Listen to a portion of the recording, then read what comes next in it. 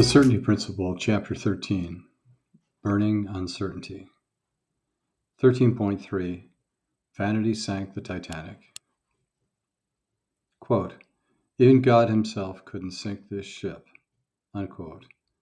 Attributed to Captain Smith, the captain of the Titanic, by survivor L. Beasley, 1912.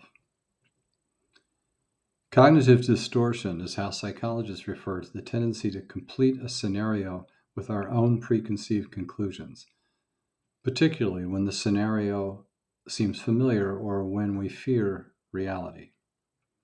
At worst, we filter and distort the data to our liking to preserve our identity's attachment to being right.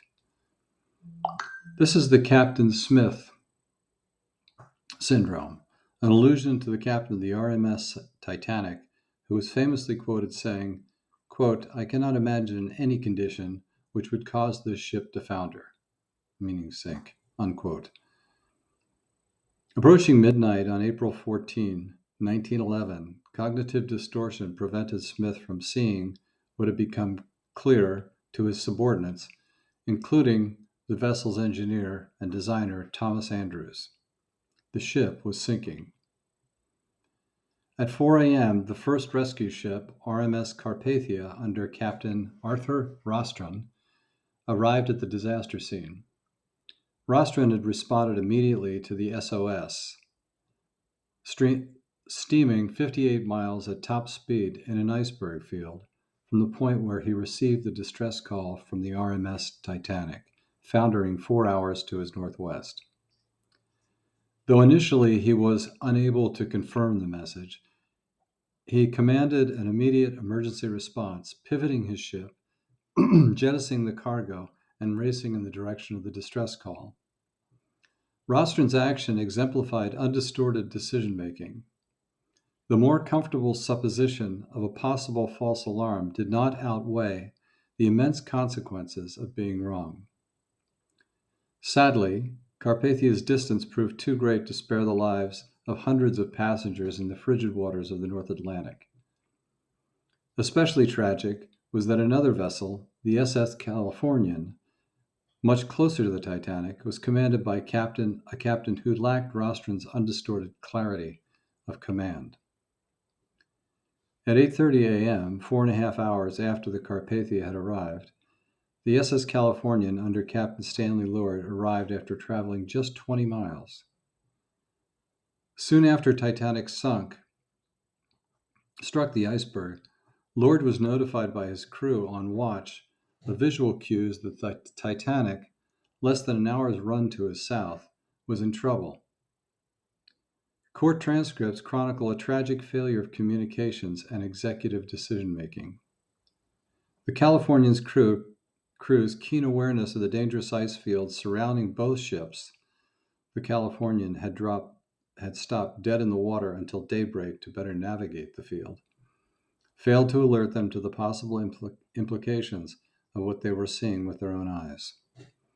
The stunning failure of logic and leadership compounded when both subordinates on watch reported the Titanic's odd list to the starboard bow against the waterline, paling the deck lights, and emergency flares mistakenly as celebratory skyrockets 7 hours before. Upon the report, Captain Lord returned to his bed. His desperate daybreak race to the wreck was far too late. While Lord slept within the view of her, Titanic went to the bottom 12,000 feet below, taking 1,490 souls with her. Fearing an ice collision in the darkness, Lord had stopped the California waiting for daybreak. In an ironic twist, just minutes before hitting the iceberg, Titanic's radio operator had blocked repeated warnings from the Californian, alerting the Titanic to the escalating danger. The great ship continued speeding into the murky ice field at 23 knots, far too fast to stop or avoid a collision. Though the captain and crew of the Californian were keenly aware of the danger, they failed to respond when confronted with evidence that the very fate they feared most was visited upon the Titanic. Do I tend to make decisions in defense of my own preconceived, even stated positions? Or am I sufficiently unattached from such identity-reinforcing thinking that I can see the path forward clearly and accurately. There was a broadly held misperception at the time, stated by Captain Smith prior to the disaster, and Lord later in his court testimony, that the Titanic was indestructible. Did Smith identify so powerfully with his public commitment to this delusion, clearly not an engineering reality, that it destabilized his ability to reason and ignore the dangers? If so, was it vanity that sank the Titanic? We will never know. Captain Smith went down with the ship. Furthermore, was it identity that prevented Lord from responding in a timely manner? The remarkable court exchange below from the American inquiry of the disaster implicated Lord and his first officer, George F. Stewart, in a cover-up of their negligent response to the events of April 14th on board the Californian. And after this, I put a transcript of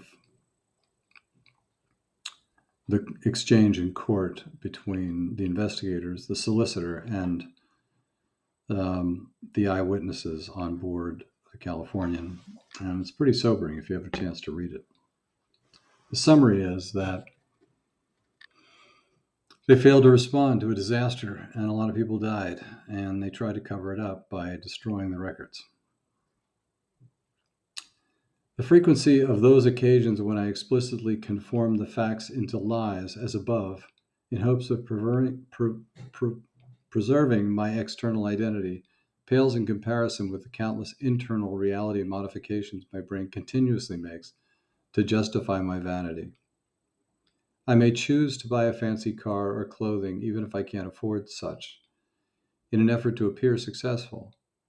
But such delusions are relatively benign compared to the habit of inflating my own self-worth through the internal dialogue of comparing and judging myself to others.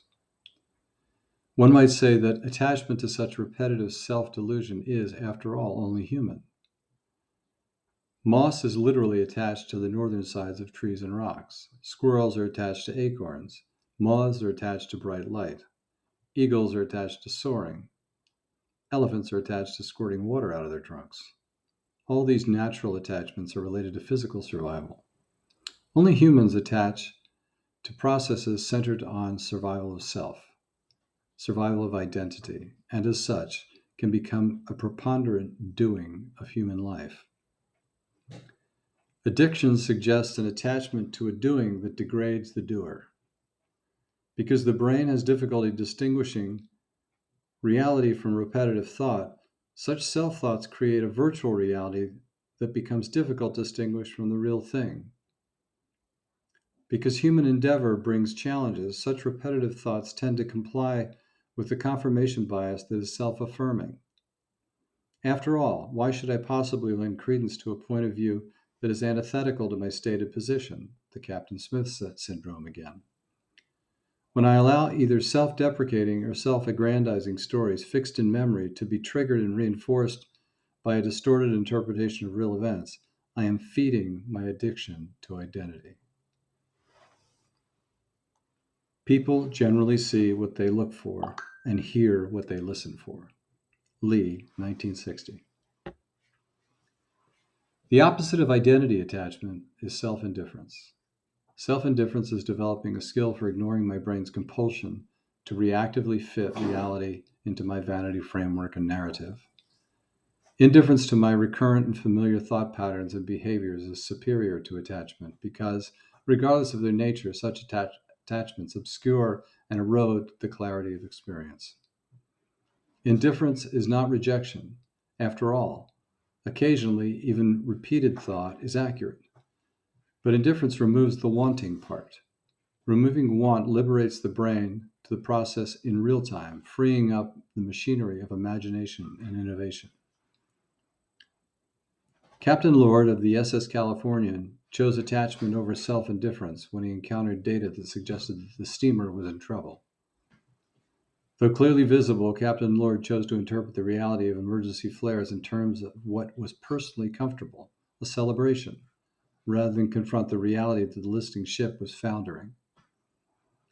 But at 58 miles, Captain Rostron of Carpathia was indifferent to his brain's more self-comforting responses to the Titanic's SOS, pivoting 180 degrees and speeding to the scene while casting cargo overboard to make room for survivors. The contrast in those choices of action had historic consequences. The results? Carpathia collected 712 survivors. The Californian collected 0. Developing a skill for indifference influences choices of action that have important implications. The more significant the choice of action, the more naturally adherent my attachment to its patterns that are familiar to me, and therefore, the more distorted my reasoning.